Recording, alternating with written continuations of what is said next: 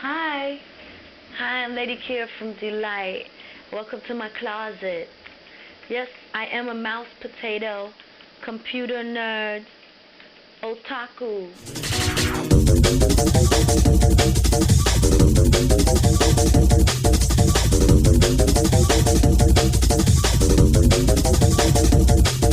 Hello.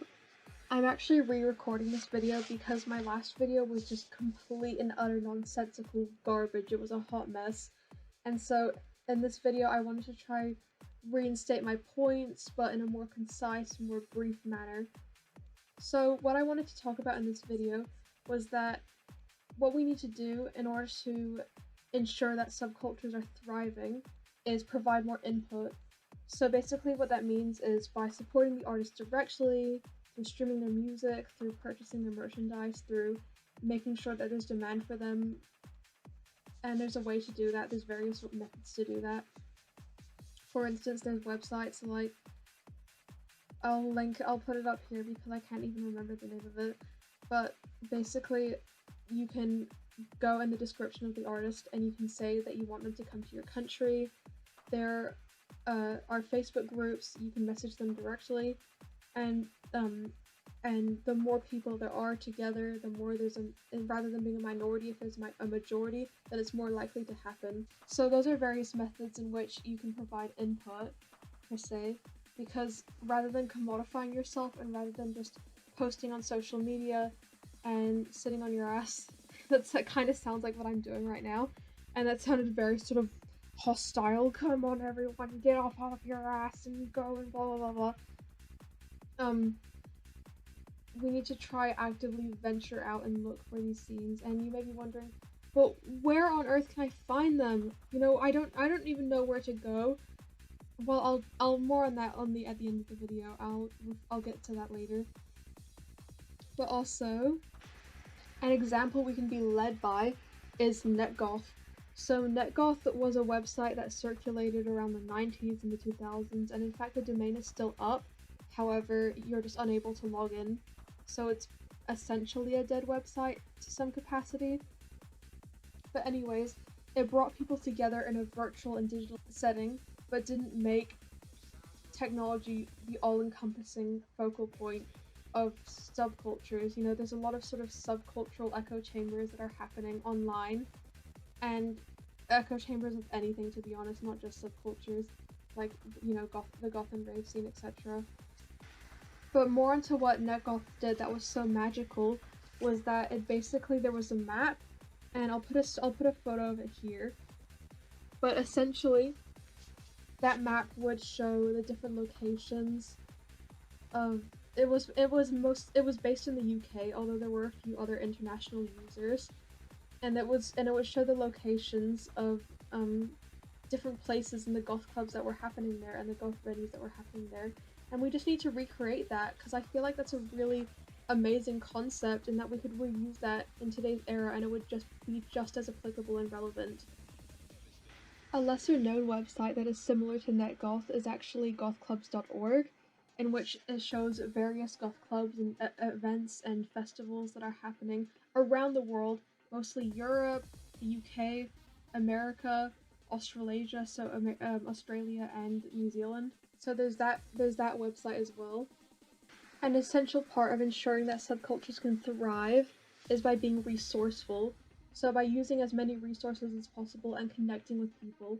And Netgoth was able to do something in quite a early internet era, and that was a unified people together, a community, a subculture, a unified people to and subsequently through unifying people online, it allowed venues to thrive in the real world. And a point that I also wanted to elaborate on a little bit is that complaining about how the present isn't the same as the past is not going to do anything, because we can't change the past. The past was what it was, and most people are just perceiving the past through nostalgia goggles anyway. So they may think that it's better than what's happening now.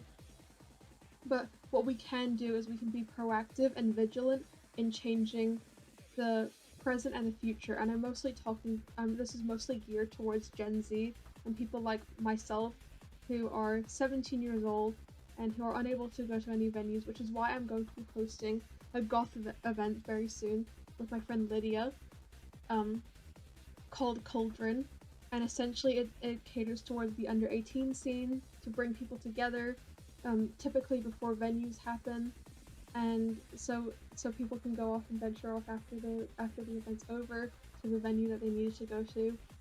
But yeah, as opposed to having a presence on social media, which isn't a bad thing. I mean, that's what I'm doing.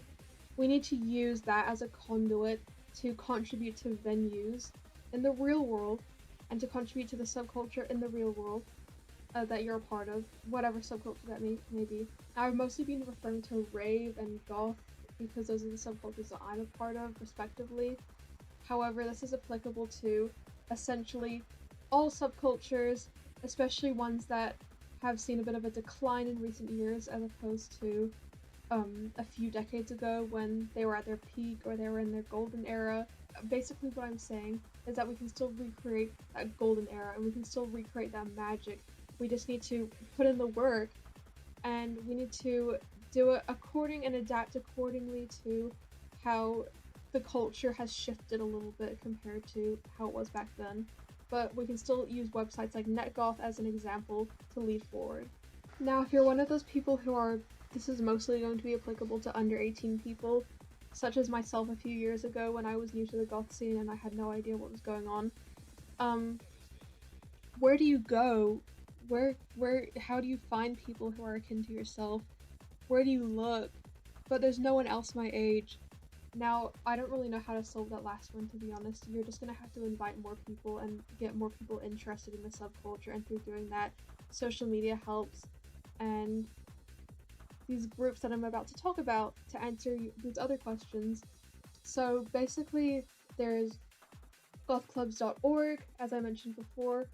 That is an international website, so it features many different goth clubs and festivals that are occurring around the world. There's Facebook. Facebook is an incredibly powerful resource when it comes to groups. I'm in various rave groups. I'm in a New Zealand goth group called Aotearoa Goth that introduced me to the concept of Cauldron and introduced me to the goth scene in New Zealand. There's Under the Radar, if you're in New Zealand, which hosts various gigs that you can search up the genres based on tags and that sort of thing. And then there's also alternative gigs that you can attend, and then through attending alternative gigs you may meet people who will introduce you to the next gig that's occurring, or you may encounter bands that will be playing another venue later on, and also through attending alternative adjacent gigs as well. You may find people who are a part of the scene that you want to be a part of. Let's say the goth scene, you may go to a punk gig and you may find a goth, and that goth knows about different goth events that are happening, different goth nights, different goth clubs, different goth festivals, and so that would be an incredible opportunity and you just have to seize it.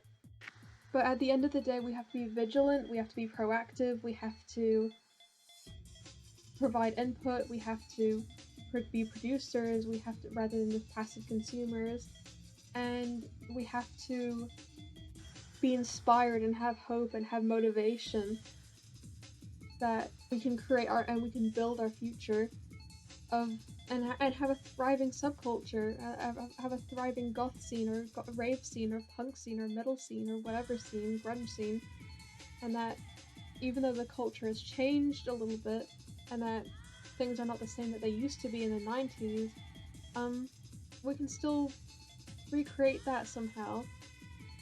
We just need to work together, really, rather than just dividing people, and rather than using labels like you're this and you're that and you're blah blah blah blah blah.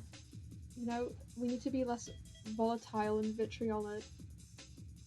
And so that's basically my video. I'm not really sure if there's much else for me to add. I know it wasn't the most concise and it was a bit tangential, but certainly not as tangential as my last recording that I did. And yeah. Well, I do hope that you enjoyed my video, and thank you for making it this far if you have. Expect more videos from me in the near future, where I'll be talking about other goth and ravey sort of things going on, and I may upload a few dance videos as well. And there's a few other things that I might do, but I'll figure that out as I go along. Well, anyways, I appreciate your viewership, your patronage. Not yet, though, I'm not monetized. And I will see you later. Goodbye!